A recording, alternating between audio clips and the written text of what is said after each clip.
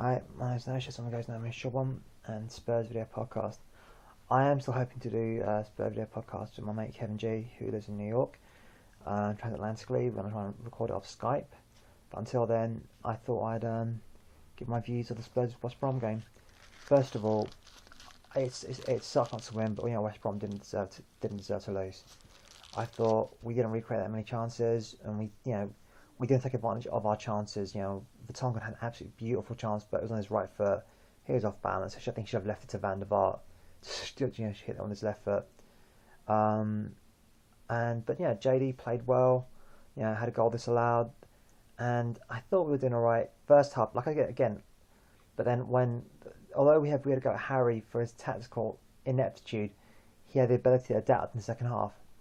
I think what Villas-Boas has shown is the ability not to adapt, because first half they adapted. We gave them a lot of problems.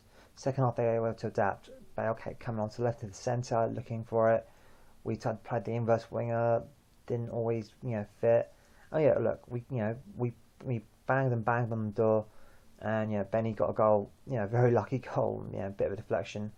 But West Brom, Lukaku was playing superbly. Obviously a very motivated young man, especially with his former boss there, and I'll say it again, we are missing Luka Modric. There were so many times in there where there was such a slide rule of pass that was just begging to be made. That could release one of our players, but it just wasn't there. And look, it's not fair on Livermore, but he's playing as a playmaker kind of thing, and there were times in which he had to take a couple of touches to control the ball and then look to release. And it's only about, say, 5-10 seconds, but it's those 5 seconds that make the world of difference. That is where Luke would either get the ball and start running with it, bringing possession, or he'd look to pass, a give and go. We were working the routines beautifully. In the first half, our give and goes, especially down the right hand flank, were working beautifully. But quite rightly, West Brom figured out, wait a minute, they're good in the wide areas. Let's crowd them out there. Let's restrict their chances there. Obviously, you're Ban and Lennon. When they have to switch wings, it's getting desperation time. We needed that Luka Modric player that could just bring that Gainish yardage, and we just didn't have it. I know people say Pjanic is overrated. I've only seen him on YouTube links, so I can't really say that much about him. I've never seen Moutinho play, so I can't say much about him. But we desperately need a midfield playmaker, without doubt. Sandro. He played a good, decent game. Livermore did improve. He did improve, a bit better in his tackles. I have no idea how we couldn't fail to clear that corner. We were just asking for trouble. And look, at the end of the day, West Brom deserved their equaliser. I don't think they deserved to go behind. That was a bit of a mean deflection. And you know what? They deserved their equaliser. Lukaku, he gave Gallas problems. One player up front, but my God, he gave us a lot of problems. Just physically powerful. It works. Look at Fellaini. He gave, obviously it was Carrick and Vidic, so it wasn't that Carrick's not hardly the best centre back in the world. He's not even centre back, but a powerful, tall, powerful front man, 6'3", 6'4", with power, with mobility, can cause small defenders just problems. That's a best example is IDBJJ, and there's a reason why you have different weight categories. That's why open weight categories where anyone can be of any weight are generally dominated by the heavier guys, purely because technically they may be the same, and if they have equal mobility, then the more powerful player is going to be able to take press home's advantage. It is just the way it is. It was very nice to see a lot of my some of the Spurs fans at coaching horses before the game. It's always good to see them, and hopefully we can get it together before Norwich. Obviously, I'm guessing the window will have closed by then, and if it has done, please let it close by then, because otherwise it'll be a 35 game season, and these are the games that we have to win. West Brom, we did a double over them last season. Kind of luckily, actually, to be totally fair. We had a lot of luck against them last season, but today I said to those check it. I said it'll be a very narrow 1-0 win. I didn't think we'd walk all over it. Everyone's like 3-0, 6-2, whatever. No, we are not cohesive, because at the end of the day, Luka Modric is like the salt in our dish that we're presenting. I don't care how many wonderful flavors you've got, like, incredibly expensive, I don't know, salmon and caviar and lobster and, I don't know, Iberico ham and all kinds of stuff. But ultimately, if you don't have the salt, they don't care. It doesn't work. Luka Modric is worth his salt. That's the reason why we're trying to get as much money out of him as possible.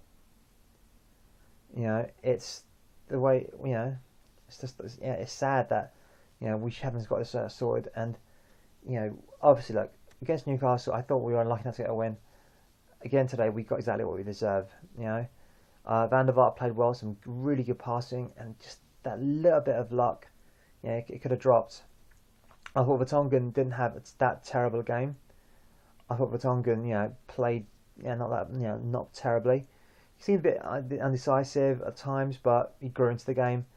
There was some really good ball playing by him, and I think once he settles, he'll be great. I don't think, sadly, basically, whenever Spurs fans are singing the name of a former Spurs captain, probably one of the greatest players on history, and then you've got the player who's basically there to take the role. It is kind of it's not easy. There's a lot of pressure, but do you know what? I think this is transition season. I think, can we still get fourth? Possibly. We'll see how Arsenal do. I think they're playing on Monday. I can't remember when they're playing.